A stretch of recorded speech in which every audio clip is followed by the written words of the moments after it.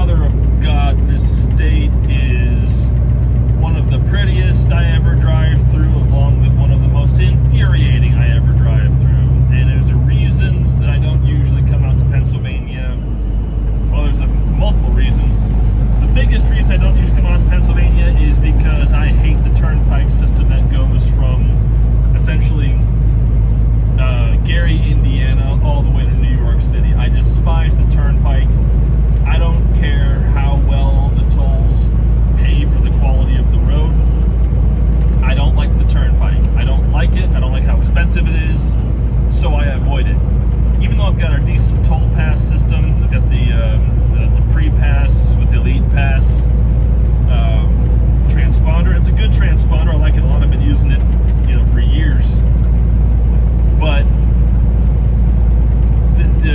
even with the discount you get through the Easy Pass system, the Turnpike is still heinously expensive. It's terrible. It is absolutely terrible. At least in terms of the expense. Now, the road is pretty nice, and I'm sure the tolls pay for part of that, but that's the biggest reason. The second reason that I always forget about until I'm actually in the midst of it is how snug, old, and tight all the roads are, especially in hilly towns like I'm in right now, hilly areas. There are so many grades, switchbacks, change-ups, sweeping curves, low visibility situations, houses, mailboxes, power poles, light poles, telephone poles, other buildings, just all kinds of crap just in the way, making it very difficult to maneuver a modern day 72-foot combination vehicle through the extremely unfriendly to such vehicles environment that is eastern Pennsylvania, especially southeastern Pennsylvania, because everything in this region dates from colonial America, meaning no one ever thought stuff would get this big. No one had any clue, so I can't really blame them, but over the intervening 200 years, no one decided to say, hey, you know what we should do? Modernize everything. Nope, they kept things the same because of tradition, and now as a result you've got people like me ranting, raving, and foaming at the mouth about how god-awful it is to try to maneuver in their towns, and then you've got people screaming at me through their windshields, what do you expect me to do? When I go nose to nose with them because I gotta make an awkward right-hand turn at a four-way intersection that can barely accommodate a pickup truck, let alone a semi-truck.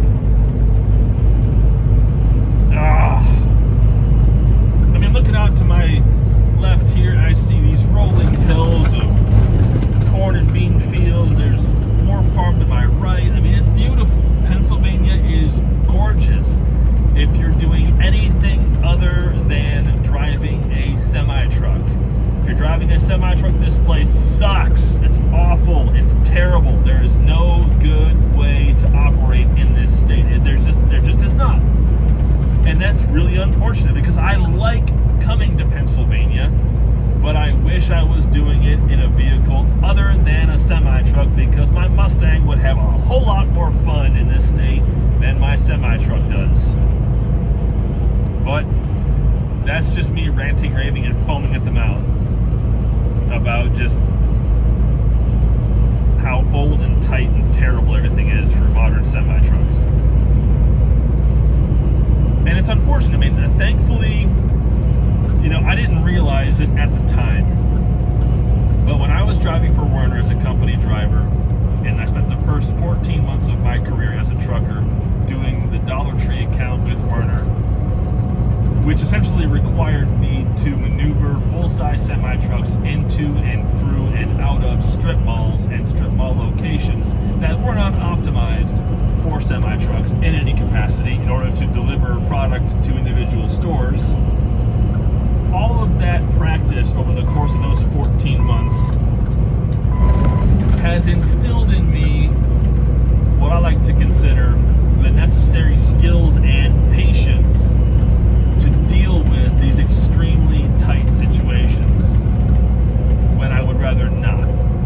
Now, the boys and girls who drive trucks in New York or Philadelphia or, Trenton, New Jersey, or anywhere else where that's just their daily life, they just live that, great. More power to you. My hat is off to you, literally as well as figuratively, but this is not for me, so therefore I'm going to complain about it because I can and you can't stop me.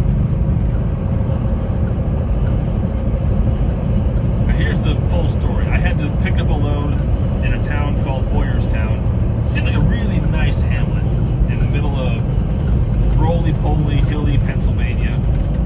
If you live there, I'm sure it's a great little town. It looked like a really nice, well-kept town. So I have to give credit where credit is due. Boyertown is a nice town if you're not driving a semi-truck.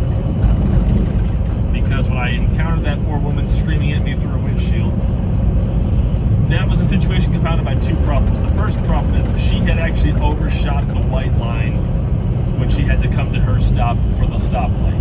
Okay, so that was her mistake. We all done it. It is what it is. I'm not going to yell at her too much for that. However, the second problem was there was so many obstacles at all four corners of this intersection, where there was buildings, power poles, light poles, stoplights, sign poles, you name it, it was basically there. I had to swing incredibly wide. I couldn't just do a regular button hook turn. I had to do the complete jug handle, swing all the way into oncoming traffic in order to make sure that my trailer would curve around the entirety of all the obstacles that were on my corner of this intersection. So I had to stop oncoming traffic. I had to block the traffic other way. I had to block the entire intersection to make sure I could safely make the swing. So when I made the swing, now I'm nose to nose with this old lady in her minivan, and she's screaming at me through the windshield, "What do you expect me to do?" It's like, well, we don't have a choice. Either you back up or we sit here. I didn't say a thing, didn't respond, or didn't give her any kind of gesture. I just waited because the people behind her, thankfully, understood the assignment. They backed up. They gave her room. She backed up. I very carefully moved forward, made sure I was clear, got around her, got around everyone, and went on to my pickup location. It was fine. But still, these are the things that happen when you have to maneuver this size of vehicle into those environments, because while it may be possible for a single axle, even a tandem axle day cab truck to swing trailers through those intersections with very little fuss because they have, 10 less feet of length or whatever the actual dimensions are to deal with, when you've got 72 feet that's got to pivot a specific way to guarantee no impact with anything around it, that creates difficulties. And unfortunately, that means I have to use every bit of space I possibly can, legally or not, in order to maximize my safety, my equipment's safety, and the safety of everyone and everything around me. If a cop had been there, he might have agreed with me. At least that's what I like to think that anyway. Well, thankfully did not have to find out. But when I was leaving the shipper, I had a choice. I could either turn left and go back through that town and deal with another awkward right-hand turn, dodging around buildings and traffic and God knows what else, or I could make a right and go through a twisty-turny road to get to a main road that would take me to, a state highway. I decided to gamble on the right-hand turn, and honestly, that was a mistake because I had to very carefully inch my way down these hills, dodging houses, mailboxes, power poles, telephone poles, signposts, everything except for small children and kitchen sinks, essentially. I had to dodge in order to make sure that I didn't tear up my truck, my trailer, my tires, or anyone's property as I was passing through.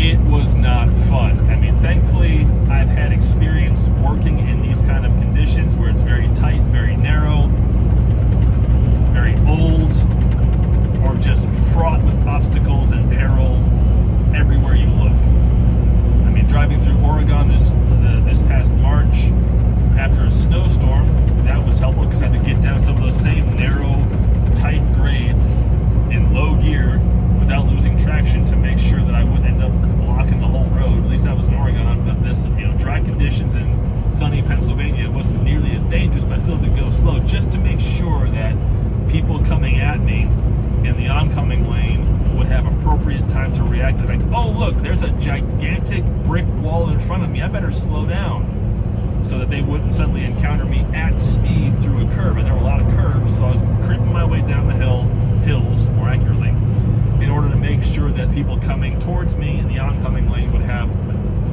the maximum amount of reaction time I could afford them in order to minimize any possibility of a collision or a sudden reaction that would cause them or myself to have to go off the road to prevent a collision, right? So, made that happen, got through there, and oh, good Lord above. Whew. I'm glad to be on the Turnpike, at least in the article. It's a regular interstate grade road, meaning there's the idea of a shoulder, sort of. There's some space, maybe. You know, everything has proper clearance. There's no trees hanging low, which is great. No sudden sharp curves. You got to slow down to 15 miles an hour to get around. But I'm paying horrible tolls to utilize this road. So, yeah. Trade-offs. Oh, look, and someone ahead of the Swift truck is slowing down, meaning we all got a bunch up tight because some snot wreck doesn't know how their fuel pedal works. Now I got a dump truck behind me trying to eat my bumper thinking he's hot stuff. Yeah, kiss, kiss, buddy, back up.